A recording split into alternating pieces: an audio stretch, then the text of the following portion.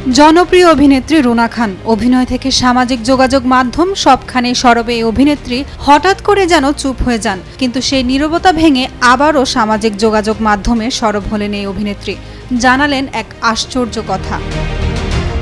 রুনা খান জানান, নিজের চুল বটি দিয়ে কেটেছিলেন এক সময়। ইডেন কলেজে পড়ার সময় হলে ছিলেন, সে সময় এই কাণ্ডটি ঘটান তিনি। সম্প্রতি ফেসবুকে নিজের চুল নিজেই কাটার কিছু ছবি পোস্ট করেন রুনা।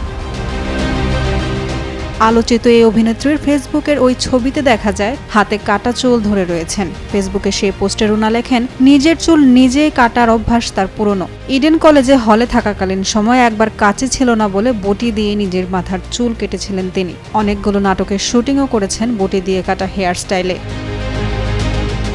রুনা খান মনে করেন, এদেশের নারীরা নিজের ইচ্ছে মতো যে কোনো কাজই করতে পারে না। ওই পোস্টে রুনা আরও লেখেন, এই বঙ্গদেশে বেশিরভাগ নারী নিজের যখন যা ইচ্ছা তা করতে পারেন না। তিনি আরও বলেন, তার নিজের চুল, তাই তার যখন ইচ্ছা তখন তিনি কাটবেন এবং তা বটি বা কাঁচি যখন যেটা ইচ্ছা তা দিয়েই কাটবেন। এই ইচ্ছে পূরণই হচ্ছে তার বাঁচবার আনন্দ। তবে অভিনেত্রী এও উল্লেখ করেন, তার এই নতুন হেয়ার স্টাইল বটি দিয়ে কাটা নয়, বরং কাঁচি দিয়ে কেটেছেন তিনি।